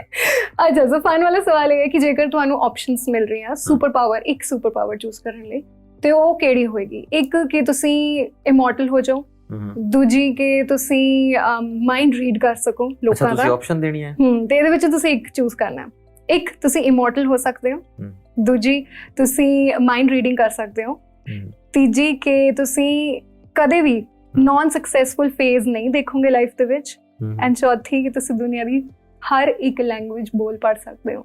ਬਹੁਤ ਵੈਸੇ ਜੇ ਮੈਨੂੰ ਕੋਈ ਪੰਜਵੀਂ ਆਪਸ਼ਨ ਤੁਸੀਂ ਮੇਰੀ ਆਪਣੀ ਪੁੱਛਣੀ ਹੋਵੇ ਕਿ ਯਾਰ ਕਿ ਉਹ ਜਿਹੜੇ ਬ੍ਰਿਟਨ ਦੇ ਵਿੱਚ ਚਰਚਸ ਦੀਆਂ ਪੱਥਰ ਦੀਆਂ ਦੀਵਾਰਾਂ ਨਹੀਂ ਹੁੰਦੀਆਂ, ਮੈਂ ਉਹ ਦੀਵਾਰਾਂ ਨਾਲ ਆਪਣਾ ਫਾਰਮ ਹਾਊਸ ਬਣਾਉਣਾ ਚਾਹੁੰਦਾ। ਪਰ ਇਹ ਕਿਉਂ? ਮਤਲਬ ਉਹ ਜਿਹੜੀ ਸਟੋਨ ਵਾਲ ਹੈ ਮੈਨੂੰ ਬਹੁਤ ਅਟਰੈਕਟ ਕਰਦੀ ਹੈ, ਸੋਹਣੀ ਲੱਗਦੀ ਹੈ ਜਿਹੜੀ। ਹਾਂ, ਇੱਥੇ ਵੀ ਡਲਹੌਜ਼ੀ ਵੀ ਹੈਗੀਆਂ ਨੇ, ਜਿੱਥੇ ਜਿੱਥੇ ਵੀ ਬ੍ਰਿਟਿਸ਼ਰਸ ਆਏ ਆ, ਉਹ ਜਿਹੜਾ ਨਹੀਂ, ਤੁਸੀਂ ਵੀ ਮੈਨੂੰ ਲੱਗਦਾ ਤੁਹਾਡੀ ਬੈਕਗ੍ਰਾਉਂਡ ਉੱਧਰ ਵੀ ਹੈ, ਸੋ ਤੁਸੀਂ ਦੇਖੀਆਂ ਹੋਣੀਆਂ ਕਿ ਉਹਦੇ ਉਹ ਹੁਣ ਨਹੀਂ ਮਿਲਦਾ। ਵੈਸੇ ਹੁਣ ਉਹਨੂੰ ਬਲੂ ਸਟੋਨ ਕਹਿੰਦੇ ਆ, ਹੁਣ ਵੀ ਜਦੋਂ ਮਾਈਨਿੰਗ ਹੁੰਦੀ ਹੈ ਨਿਕਲਦਾ ਹੈਗਾ। ਮੈਂ ਆਸਟ੍ਰੇਲੀਆ ਇੱਕ ਆਰਕੀਟੈਕਟ ਨਾਲ ਗੱਲ ਕਰਕੇ ਆਇਆ, ਸ਼ਾਇਦ ਕੱਲ ਬਣ ਜੇ ਫਿਰ ਨੈਕਸਟ ਇੰਟਰਵਿਊ ਫਾਰਮ ਹਾਊਸ ਤੇ। ਹਾਂਜੀ ਫਿਰ ਉੱਥੇ ਹੋਗੇ। Okay, so now the last question for the interview ਕਿ ਸਾਨੂੰ ਪਲੀਜ਼ ਦੱਸੋ ਕਿ ਇੱਕ ਤਿਤਲੀ Song ਦੇ ਉੱਤੇ ਤੁਸੀਂ ਕਿੰਨਾ ਕੁ ਟਾਈਮ ਲਾਇਆ ਹੈ, and please tell the audience ਕਿ ਕਿੰਨਾ ਕੁ ਦਿਲ ਲਾਇਆ ਇਹਦੇ ਤੇ, so please go and watch it, and ਉਹਦੇ ਨਾਲ ਅਪਕਮਿੰਗ ਪ੍ਰੋਜੈਕਟਸ ਕਿਹੜੇ ਆਉਣ ਵਾਲੇ ਆ ਤੇ ਅਸੀਂ ਤੁਹਾਨੂੰ ਕਿੱਥੇ ਦੇਖ ਸਕਦੇ ਹਾਂ। ਜਦੋਂ ਮੈਂ ਉਹ ਵੀ ਤੁਹਾਨੂੰ ਦੱਸ ਹੀ ਦਿੰਦਾ ਕਦੋਂ ਲਿਖਿਆ ਸੀਗਾ, ਹਾਂ ਨਾ, ਉਹ ਜ਼ਰੂਰੀ ਆ ਕਿਉਂਕਿ ਮੈਨੂੰ ਯਾਦ ਆ ਪੰਜਾਬ ਯੂਨੀਵਰਸਿਟੀ ਚੰਡੀਗੜ੍ਹ, ਵਾਓ, ਔਰ ਲਾਇਬ੍ਰੇਰੀ ਫਸਟ ਫਲੋਰ, ਸ਼ਾਮ ਦਾ ਟਾਈਮ ਸੀ, ਛੁਪਾਈ ਜਾਣ ਕੇ ਇਹਦਾ ਟਾਈਟਲ ਸੀ ਪਹਿਲਾਂ, ਤਿਤਲੀ ਤੇ ਹੁਣ ਹੋਇਆ, ਦੇਖੋ you can see, July 18th 2008 8:20 PM library PU Chandigarh, wow 8:20 ਦੇਖਿਆ ਸ਼ਾਮ ਕਿਹਾ ਸੀਗਾ। ਸੋ ਉਦੋਂ ਲਿਖਿਆ ਸੀਗਾ, ਮੈਨੂੰ ਲੱਗਦਾ ਵਨ ਸਿਟਿੰਗ ਚ 5-7 ਮੈਕਸਿਮਮ 15 ਮਿੰਟ ਚ ਗਾਣਾ ਲਿਖਿਆ। ਇਹਨਾਂ ਟਾਈਮ ਕਿਉਂ ਲਾਇਆ ਫਿਰ ਰਿਲੀਜ਼ ਕਰਨ ਨੂੰ? ਇਹਨਾਂ ਦੀ ਵਾਰੀ ਬਹੁਤ ਲੇਟ ਆਉਂਦੀ ਹੈ, ਸੋ ਇਹ ਵੀ ਇਸ਼ੂ ਹੈ। ਪਰ ਸਟੇਜ ਤੇ ਮੈਂ ਬਹੁਤ ਵਾਰੀ ਗਾਇਆ ਹੋਇਆ, ਤੇ ਹੁਣ ਬਸ ਜਦੋਂ ਬਣ ਗਿਆ ਸੀਗਾ, ਇੰਨਾ ਜ਼ਰੂਰ ਹੈ ਕਿ ਹੁਣ ਜਦੋਂ ਇਹ ਮਿਊਜ਼ੀਕਲੀ ਤਿਆਰ ਹੋ ਗਿਆ ਸੀਗਾ ਤੇ ਇਹਦਾ ਵੀਡੀਓ ਵੀ ਸ਼ੂਟ ਹੋ ਗਿਆ ਸੀਗਾ, ਬਾਅਦ ਸੋਚਿਆ ਕਿ ਯਾਰ ਕਿ ਇਹਦਾ ਜਿਹੜਾ ਰਿਦਮਿਕ ਐਲੀਮੈਂਟ ਹੈ, ਕਿਉਂਕਿ ਮਿਊਜ਼ਿਕ ਦੇ ਵਿੱਚ ਜਿਹੜਾ ਮੇਰਾ ਮੋਸਟ ਡਾਰਲਿੰਗ ਪਾਰਟ ਆ ਉਹਦਾ ਪੈਟਰਨ ਆ, ਉਹਦਾ ਰਿਦਮ ਸੈਕਸ਼ਨ ਹੈ, ਉਹ 'ਚ ਗਿਟਾਰ ਕਿਹੜੀ ਵੱਜ ਰਹੀ ਹੈ, ਸਰੰਗੀ ਕਿਹੜੀ ਵੱਜ ਰਹੀ ਹੈ, ਕੋਰਡ ਕਿਹੜੇ ਵੱਜ ਰਹੇ, ਡਜ਼ਨ ਉਹ ਆਪ ਹੀ ਵਜਾ ਲਓ, ਕੋਈ ਨਹੀਂ ਮਿਊਜ਼ਿਕ ਡਾਇਰੈਕਟਰ ਨੂੰ। ਪਰ ਮੇਰਾ ਇਹਨੇ ਨੇ ਫਸੀ ਹੈਗਾ ਜਿਹੜੀ ਚੱਲਦੀ ਕਿ ਪੈਟਰਨ ਕਿਹੜਾ ਹੈ ਉਹਨੂੰ ਦੱਸੋ। ਸੋ ਇਹਦਾ ਪੈਟਰਨ ਪਹਿਲਾਂ ਹੋਰ ਸੀ, ਬਾਅਦ 'ਚ ਪਰਪਸਲੀ ਅਸੀਂ ਬੈਠ ਕੇ ਫਿਰ ਦੁਬਾਰਾ ਡਿਜ਼ਾਈਨ ਕੀਤਾ। ਮੈਨੂੰ ਲੱਗਦਾ ਉਦੋਂ ਸਿਡਨੀ ਸੀਗਾ ਤੇ ਉਹ ਕਾਲ ਚੱਲਦੀਆਂ ਸੀਗੀਆਂ, ਉੱਧਰ ਵੀ ਬੀਟ ਮਿਨਿਸਟਰ ਨਾਲ ਵੀ ਮਿਊਜ਼ਿਕ ਡਾਇਰੈਕਟਰ ਹੈ ਜਿਹੜੇ, ਤੇ ਸਮੀਰ ਜਿਹੜੇ ਸਾਡੇ ਸਾਊਂਡ ਇੰਜੀਨੀਅਰ ਹੈ ਬੰਬੇ, ਉਹਨਾਂ ਨਾਲ ਹੀ ਅੱਛਾ ਸਮੀਰ ਐਸੇ ਕਰਦੇ। ਮਤਲਬ ਜਦੋਂ ਉਹਦਾ ਕ੍ਰੀਏਟਿਵ ਵਰਕ ਚੱਲ ਰਿਹਾ ਹੁੰਦਾ ਨਾ, ਤੇ ਮੈਂ ਸਾਰਾ ਕੁਛ ਭੁੱਲ ਕੇ ਲੱਗਾ ਹੁੰਦਾ। ਜਦੋਂ ਰਿਲੀਜ਼ ਹੋ ਜਾਂਦਾ ਫਿਰ ਮੈਨੂੰ ਚੇਤਾ ਵੀ ਨਹੀਂ ਹੁੰਦਾ ਕਿ ਅੱਛਾ ਅੱਜ ਗਾਣਾ ਰਿਲੀਜ਼ ਹੋਇਆ। ਫਿਰ ਸ਼ਾਮ ਨੂੰ ਇੰਟਰਵਿਊ ਵੇਲੇ ਯਾਦ ਆਉਂਦਾ, ਅੱਛਾ ਗਾਣੇ ਦੀ ਇੰਟਰਵਿਊ ਕਰਦੇ ਹਾਂ। So this is how I am. Okay, so your upcoming projects ਸਾਰੇ ਵੇਟ ਕਰ ਰਹੇ ਆ, ਸੋ ਦੱਸ ਦਿਓ। I know precious ਚੀਜ਼ਾਂ ਹੈਗੀਆਂ, but I think I have to tell। ਇੱਕ ਤਾਂ ਇਹ ਹੈ ਕਿ ਅਸੀਂ ਜਿੰਨੀਆਂ ਵੀ, ਮੈਂ ਗਲੋਬਲੀ ਹੁਣ ਅਸੀਂ ਜਿਹੜਾ ਡਿਫਿਨੇਸ਼ਨ ਟੂਰ ਕੀਤਾ, ਪਲੈਨਟ ਪੰਜਾਬ ਜਿਹੜਾ ਸਾਰੀ ਦੁਨੀਆ ਤੇ ਵਸਦਾ, ਜਿੱਥੇ ਜਿੱਥੇ ਵੀ ਸਾਡੇ ਕੋਲ ਚਾਂਸ ਮਿਲਿਆ ਅਸੀਂ ਡੈਸਟੀਨੇਸ਼ਨਸ, ਅਸਗਰੋ ਵੈਨਿਸ ਆ, ਸਟਾਕਹੋਮ ਆ, ਕੈਲੀਫੋਰਨੀਆ ਆ, ਰੀਨੋ, ਨਿਊਕੈਸਲ UK, ਨਿਊਜ਼ੀਲੈਂਡ, ਉਹ ਕੁਈਨਸਟਾਊਨ, ਉੱਥੇ ਮੈਂ ਆਪਣੇ ਆਈਫੋਨ ਦੇ ਨਾਲ ਵੀਡੀਓਜ਼ ਸ਼ੂਟ ਕੀਤੀਆਂ ਤੇ ਉਹ ਬਣ ਚੁੱਕੀਆਂ, ਆਲਮੋਸਟ ਐਡਿਟ ਤੇ ਵੀ ਆ, ਕੰਪਲੀਟ ਹੋ ਚੁੱਕੀਆਂ। ਉਹਨਾਂ ਦੀ ਇੱਕ ਐਲਬਮ ਕਰਾਂਗੇ ਆਲਮੋਸਟ 15 ਗਾਣਿਆਂ ਦੀ। ਉਹਦਾ ਨਾਮ ਹੈ ਟਰੈਵਲ ਡਾਇਰੀਜ਼। ਉਹ ਜਦੋਂ ਵੀ ਟਾਈਮ ਲੱਗਿਆ ਇਨ ਬਿਟਵੀਨ ਉਹ ਹੋਊਗਾ। ਤੇ ਇੱਕ ਮੇਰਾ ਬਹੁਤ ਹੀ ਡਾਰਲਿੰਗ ਪ੍ਰੋਜੈਕਟ ਆ ਉਰਦੂ ਪੋਇਟਰੀ ਦਾ, ਤੇ ਉਹ ਮੈਂ ਗਾਇਆ ਨਹੀਂ ਪਰਪਸਲੀ, ਹਾਲਾਂਕਿ ਲਿਖਿਆ ਤੇ ਕੰਪੋਜ਼ ਕੀਤਾ ਹੋਇਆ ਸੀ, ਬਟ ਉਹਨੂੰ ਸਿਰਫ ਰਿਸਾਈਟ ਕੀਤਾ ਤੇ ਉਹਨੂੰ ਅਸੀਂ ਫਿਰ ਸ਼ੂਟ ਕਰ ਲਿਆ। ਸ਼ੂਟ ਵੀ ਹੋ ਚੁੱਕੀ ਹੈ, ਸੋ ਇਹ ਕਦੋਂ ਰਿਲੀਜ਼ ਕਰ ਰਹੇ ਹੋ ਪਲੀਜ਼ ਦੱਸ ਦਿਓ। ਐਡਿਟ ਵੀ ਹੋ ਗਿਆ ਹੁਣ ਤੇ। ਹੁਣ ਮੈਂ ਜਦੋਂ ਆਇਆ ਤੇ ਹੁਣ ਕਰਕੇ ਜਦੋਂ ਮੈਂ ਦੁਬਈ ਤੋਂ ਆਇਆ ਤੇ ਹਾਰਡ ਡਰਾਈਵ ਪਹਿਲਾਂ ਮੈਂ ਐਡੀਟਰ ਨੂੰ ਫੜਾ ਕੇ ਫਿਰ ਤੁਹਾਡੇ ਕੋਲ ਆਇਆ। ਸੋ ਥੋੜੇ ਜਿਹੇ ਕਲੂ ਦਿਓ ਨਾ ਕਿ ਤੁਸੀਂ ਕੀ ਲਿਖਿਆ ਉਹਦੇ ਵਿੱਚ ਪਲੀਜ਼, ਕਿਉਂਕਿ ਮੈਂ ਉਰਦੂ ਬਹੁਤ, ਮੈਂ ਹੁਣ ਰੀਸੈਂਟਲੀ ਲਾਕਡਾਊਨ ਦੇ ਵਿੱਚ ਉਰਦੂ ਪੜ੍ਹਨੀ ਵੀ ਸਿੱਖੀ, ਮੈਂ ਤੁਹਾਡੀ ਨੇਮ ਪਲੇਟ ਤੇ ਪੜ੍ਹਨੀ ਸੀ। ਅੱਛਾ, ਠੀਕ ਹੈ, ਸੋ ਦੈਟਸ ਵਾਈ। ਗਾਲਿਬਾਨਾ ਇਮੋਸ਼ਨ ਦੀ ਚੀਜ਼ ਹੈ ਨਾ ਜਿਹੜੀ 18th ਸੈਂਚਰੀ ਦੀ ਕਲਾਸਿਕਲ ਉਰਦੂ ਸੀ ਉਹ ਆ ਕੰਟੈਂਪਰੇਰੀ ਇਦਾਂ ਨਹੀਂ ਹੈਗਾ ਕਿ ਮੈਨੇ ਤੇਰੀ ਜ਼ੁਲਫ ਕੋ ਦੇਖਾ ਤਾਂ ਮੈਂ ਦੇਖਤਾ ਰਹਿ ਗਿਆ ਇਹ ਨਹੀਂ ਹੈਗਾ ਤੋ ਉਹ ਥੋੜਾ ਜਿਹਾ ਜਿੱਦਾਂ ਮੈਂ ਦੱਸਦਾ ਸੀ ਹੁਣੇ ਕਿ ਕੱਲ ਅਸੀਂ ਦੁਬਈ ਮੈਨੂੰ ਕੋਈ ਅਸੀਂ ਦੁਬਈ ਤੋਂ ਆਪਣੇ ਹੋਟਲ ਜਾਣਾ ਸੀ ਤੇ ਕੋਈ ਪਾਕਿਸਤਾਨ ਤੋਂ ਬੰਦਾ ਸੀ ਆਸਿਫ ਡਰਾਈਵਰ ਸੀਗਾ ਉਹ ਤੇ ਮੈਂ ਕਿਹਾ ਕਿਆ ਨਾਮ ਹੈ आपका ਕਹਿੰਦਾ आसिफ कहाँ से हो पेशावर से सो मैं कहा उर्दू बोलते हो या पश्तो ਤੇ ਉਹ ਕਹਿੰਦਾ पश्तो मातृ जुबान है उर्दू कौमी जुबान है दोनों बोलते हैं है ना ਤੇ मैं कहा आपको कुछ अशार सुनाऊं उर्दू के तो कहता हाँ ऐसे पीछे देख के सुनाओ ਉਹਨੂੰ ਲੱਗਾ ਕਿ ਕੋਈ ਪੱਗ ਵਾਲਾ ਬੰਦਾ तो मैं ਉਹਨੂੰ ਦੋ ਸੁਣਾਈਆਂ ਤੇ ਉਹ ਮਤਲਬ he was astonished you can see on his face ਜਿਹੜਾ ਸਾਹਮਣੇ ਸ਼ੀਸ਼ਾ ਲੱਗਾ ਹੁੰਦਾ ਨਾ ਉਹਦੇ ਚ I was looking at him ਕਿ ਇਹਨੂੰ ਕੀ ਫੀਲ ਹੋ ਰਿਹਾ ਕਿ ਟਿਪੀਕਲ ਇਹਨਾਂ ਦੀ ਜ਼ੁਬਾਨ ਦੀ ਚੀਜ਼ ਹੈ and he was mesmerized and I was